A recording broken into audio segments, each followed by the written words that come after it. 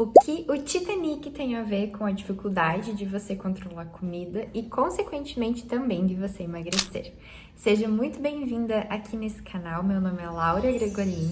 O nosso intuito é a gente olhar além da comida, a gente olhar os conceitos que fazem com que a gente acabe buscando comida em determinados momentos.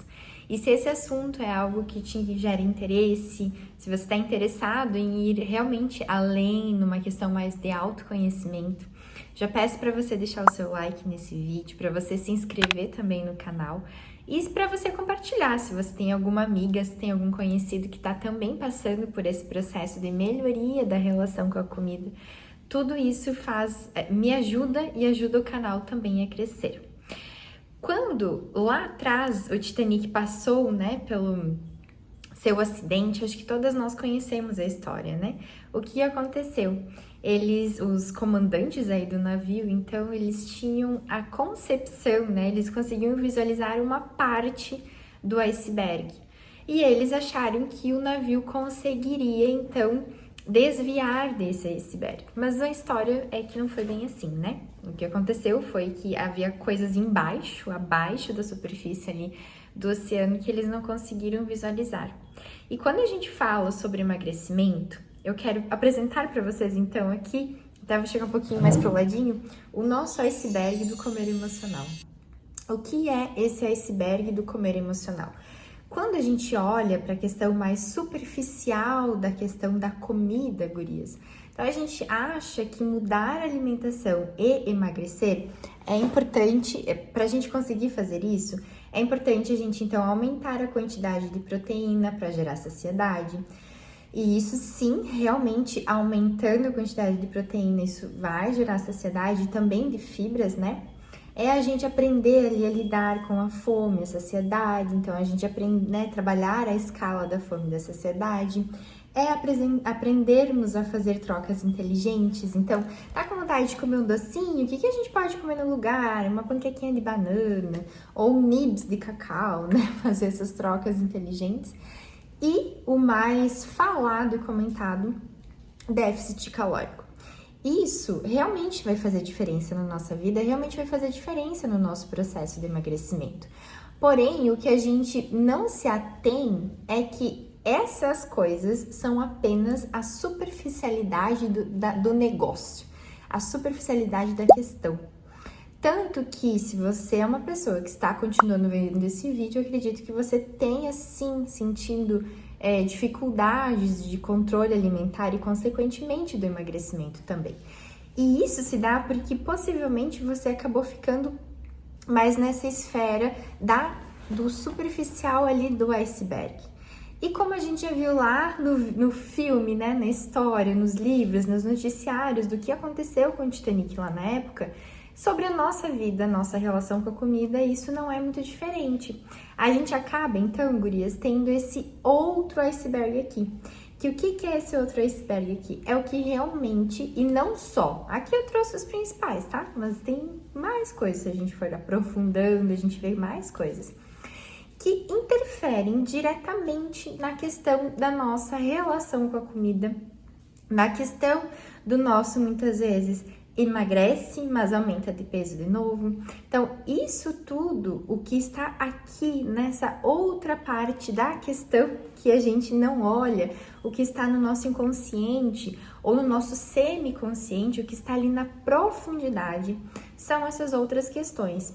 Então, questões essas que a gente precisa abordar de forma tanto emocional, então compreender as emoções, aprender a ouvir as nossas emoções, aprender a acolher as nossas emoções, porque a gente, em determinadas emoções, como por exemplo, o sentir culpa ao comer, quando a gente sente algumas emoções mais desafiadoras ou negativas, por assim dizer, essas emoções, gurias, a gente quer excluí-las da nossa vida. Então a gente se fecha para elas e a gente exclui. Só que na verdade a gente exclui em partes, porque ela continua aqui. A emoção, ela é um disparo que vem. se a gente não aprende a lidar, se a gente não aprende a manusear, se a gente não cuida dessa emoção, essa emoção, então, ela se transforma em sentimentos. E os sentimentos, eles ficam em nós, eles permanecem. E tudo que não é trabalhado em nós acaba gerando um sintoma. Então, muitas vezes, essa emoção, né, que eu senti, se eu não sei trabalhar, se eu excluo, finjo que não vi, ela permanece em mim, se transforma num sintoma, e aí eu começo a sentir, seja uma ansiedade, que a gente começa a sentir, então, o coração mais palpitante, falta de ar, a gente fica irritada, né? Cada uma sente de um jeito, mas geralmente são os pensamentos mais excessivos, né? Que a gente não consegue controlar. Ou seja, até a gente tá falando aqui da questão da culpa, né? Seja um medo, seja uma insegurança, seja pensamentos negativos sobre nós mesmos, né? Como eu não sou capaz, eu não consigo, eu não tenho jeito. Então, quando a gente vai para essa outra parte, que é o que realmente importa quando a gente está falando sobre comer emocional, a gente precisa então mergulhar. É como se a gente não fosse mergulhar, sabe, gurias? Mergulhar para olhar. A gente mergulha para viver. A gente mergulha para integrar todas essas questões dentro de nós. E aí, assim, a gente consegue realmente fazer a diferença e mudar a nossa relação com a comida. Coisas além, né, como a gente pode ver, então, questões de punição. Então, muitas pessoas têm esse costume de se punir através da comida. Eu vivenciei muito, né? Se você é novo aqui no canal, você não conhece muito minha história, mas eu sou uma pessoa que tive vários transtornos alimentares, que tive vários comportamentos desafiadores sobre a minha alimentação ao longo da minha vida, né, das minhas décadas aqui, e eu percebo quanto anos e anos e anos, em muitas situações, eu usei em várias situações, a comida como uma forma de punição. E isso se dá principalmente em pessoas que acabam tendo como uma das mais fortes, assim, a ferida da humilhação. A gente usa muito a comida como ali um meio de troca, muitas vezes, inconsciente pra gente mesmo, tá? Perda de controle na hora de se alimentar, seja porque esse alimento é tão gostoso, é tão prazeroso, a gente acaba tendo mais dificuldade de saber que ele vai ser um alimento gatilho naturalmente. O que isso quer dizer, tá? Muitas vezes vocês chegam até mim achando que vocês têm um problema, porque vocês acabam comendo meio bolo, ou porque faz o brigadeiro, come uma lata de leite condensado inteira ali do brigadeiro, né? Faz o brigadeiro com uma lata de leite condensado e come ela inteira. Ou sei lá, come meio pote de sorvete, não sei. Essa dificuldade de controle em determinados alimentos, gurias, isso é normal, tá? Alimentos mais gostosos, alimentos mais saborosos, nem sempre, isso não quer dizer que nunca, tá? Nem sempre vão ser um problema que você tenha. Às vezes é só um comportamento que você tem, entendeu? Não é um problema, é um comportamento. Isso se dava lá atrás, quando eu estava no meu processo de emagrecimento, e eu comecei a perceber que em determinados horários do meu dia, eu comia, porque eu trabalhava num posto de saúde, eu trabalhava dentro do Sistema Único de Saúde, né? Então, a gente tinha uma equipe multidisciplinar bem grande, né? E em determinados momentos do dia eu acabava indo comer, porque era um momento que algumas amigas, algumas pessoas mais próximas a mim também iam fazer os 15 minutos de descanso. E eu sentava, comia, né? Isso era automático. Quando eu comecei realmente o meu processo de olhar para minha alimentação, já estava magra, mas eu ainda tinha esse comportamento desafiador. Quando eu fui olhar para o meu processo de alimentação, eu olhei e percebi esse comportamento, que é essa falta ali de controle, né? Seja automático, como era comigo, seja porque a gente gosta muito do alimento, então como eu dei o exemplo ali do chocolate, né? Pega uma barra de chocolate, ainda mais se é o chocolate que você gosta. É muito mais difícil você controlar do que se você for lá comprar um 70%, 80% cacau ou uma marca que você nem goste tanto. Então, essa dificuldade ali, né, de controlar-se na hora da comida, seja porque é um costume, como eu comia lá atrás, só porque estava acostumada a ir comer com as minhas amigas, seja porque eu gosto do alimento, seja porque esse alimento, muitas vezes eu falo por mim, assim, sabe? Tem alimentos, eu sou gaúcha, então o chimarrão vem nesse lugar também, né? Onde eu até gosto da comida, até gosto do chimarrão, mas ocupa um lugar na minha vida muito mais afetiva do que realmente gustativo. Então, tem alguns alimentos que despertam mais essa nossa necessidade, esse nosso descontrole. A gente precisa olhar e entender o que é e também aprender a controlar, a ressignificar isso na nossa vida. Muitas vezes também a gente acaba tendo medo de dizer um não para as pessoas, a gente tem medo de desagradar. Então a gente vai no aniversário e a gente tem medo de dizer que não quer comer aquele alimento. Até faz uma semana que eu tenho uma paciente em acompanhamento atualmente comigo e ela me mandou uma mensagem assim, nossa, apavorada, sábado, e ela me mandou uma mensagem: estou indo num jantar e só tem massa, o que eu faço? Aí, claro, eu retornei a pergunta, né? E aí, o que você vai fazer? Porque não sou eu que tenho que dizer, né? Eu ajudo, então, vocês a entenderem o contexto. Porque muitas vezes, não é que você não possa comer a massa, mas às vezes tu não quer. Ou às vezes você tem uma crença de que o alimento não pode ser comido. E aí você faz desse processo dificultoso para ser vivido, entende? E quando a gente entra na questão social, principalmente para algumas pessoas, e aí volta aqui a falarmos, né, de algumas feridas, principalmente a ferida da rejeição, a ferida do abandono, a gente tem muita dificuldade de se mostrar, de se impor, de falar quem a gente é. A gente acaba usando muito a comida também como uma válvula, muitas vezes. Então, em alguns determinados momentos, gurias, se a gente tem essa dificuldade de limites, de expor e de expor de uma forma clara os nossos desejos, a gente pode ser sim que a gente coma, né? E que a gente faça outras coisas muitas vezes, mas que a gente coma por influência dos outros, porque a gente tem essa dificuldade ali de dizer não. Falta de controle emocional e a fuga para a comida, né? Então, quando a gente não consegue controlar nossas emoções, seja um cansaço extremo e, nossa, eu preciso de uma comidinha assim, ó, pra relaxar e poder descansar, seja por uma questão emocional ali, de uma ansiedade, ai, eu tô ansiosa, tem que comer, tem que beliscar, né? A gente fica o dia inteiro ali catando alguma coisa. Seja o motivo que for, muitas vezes a gente não consegue ter esse controle, né? Ter esse domínio ali nas nossas emoções e a gente acaba usando a comida como um meio, um gatilho, até questão hormonal, de trazer um equilíbrio hormonal, mas a gente acaba usando a comida como uma estratégia, uma fuga, e isso pode sim estar atrapalhando o teu emagrecimento.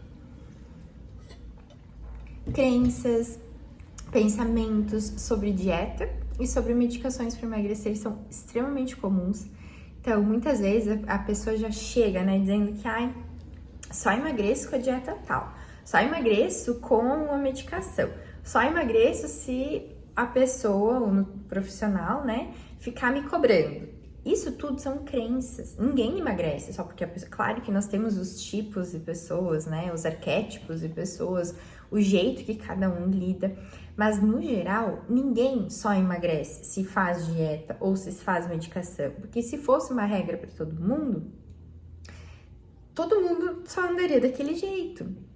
Volto a dizer, é claro que nós temos questões, né? Cada uma tem as suas individualidades, mas muitas vezes essa crença, ela tá tão enraizada que a pessoa nem sequer se permite vivenciar outra coisa. Ela acredita nessa crença, ela vive essa crença, e assim essa crença é como se fosse assim, o mantra da vida dela, entendeu? Isso também fala sobre crenças de emagrecimento, então seja porque quem emagrecer quer se achar, se tá emagrecendo é porque quer achar outro marido. Gente, sério. Vocês não têm ideia de cada pensamento desafiador que a gente tem, tá? Seja, volto a dizer, né, que a gente acha que só vai emagrecer de um jeito, só vai emagrecer de outro, ou você vai emagrecer e vai ficar muito flácida, ou você vai emagrecer e vai ficar muito feia, ou você vai emagrecer e vai ficar muito magra, né?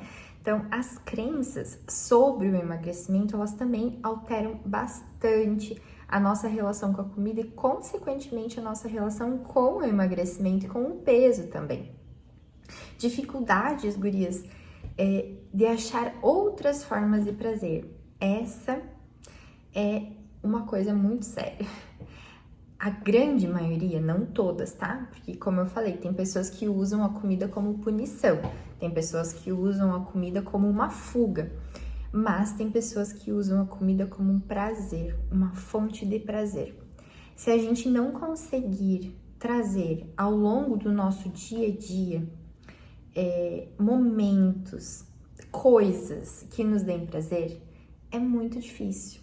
Que se você tem como prazer essa conexão, essa ligação comida-prazer, é muito difícil que você consiga sair desse padrão sem trabalhar essa relação com a comida. Porque a gente precisa ir trazendo, então, momentos, situações, coisas, principalmente quando a gente envolve o sentido do olfato, da visão e da audição, tá? Então, o que isso quer dizer? Trazer cremes, cheirinhos, livros, músicas, um videozinho, sabe assim, um videozinho ali engraçado de um bebê rindo ou de um animal fazendo alguma coisa. Principalmente quando a gente usa comida como prazer, né? A gente precisa, principalmente nesses momentos, desenvolver esses 3 sentidos, tá? E aprender a sentir prazer nesses 3 sentidos. Essa é o básico do iceberg ali, o básico do nosso inconsciente quando a gente fala sobre relacionamento com a comida. E parece ser muita coisa, né? Meu Deus, como é que eu faço para lidar com tudo isso? Mas calma que tem jeito, tá? Eu passei o meu processo trabalhando essas questões na minha vida e eu desenvolvo esse mesmo processo com outras mulheres, mas precisa ser compreendido que é um processo. O processo ele precisa ser percorrido e trabalhado. A questão tanto da nossa alimentação, porque o que a gente come, a forma com que a gente come vai influenciar. Se a gente não aprende a nutrir o nosso corpo ele fica sentindo o que nós chamamos de fome oculta, que é, eu estou com fome, eu não sei o que é, mas eu fico emanando sinais para a pessoa ir lá buscar comida, porque na verdade ele está desnutrido. Nós precisamos trabalhar as nossas emoções, compreender quais são as emoções que são gatilhos para a gente estar buscando comida, aprender a gerenciar essas emoções, aprender a origem desse problema emocional e também, quando a gente vai para o terceiro pilar, então, unindo a nossa alimentação, unindo as nossas emoções, a gente consegue, então, modificar esse comportamento que está sendo gatilho para a gente buscar comida. Isso eu desenvolvo dentro da minha mentoria, Domine Você, onde eu vou te ensinar a dominar a tua alimentação, as tuas emoções e também o comportamento que faz você buscar comida, que faz você ter uma dificuldade ali de controle e acabe comendo demais. Se você quer saber mais, aqui embaixo na descrição tem o link no meu WhatsApp e a gente conversa. Espero que esse vídeo tenha feito sentido para você. Já curte, comenta, compartilha. Vamos ajudar o vídeo a crescer, o canal a crescer e levar esse vídeo para mais pessoas. Um beijo, minhas queridas, e até o próximo.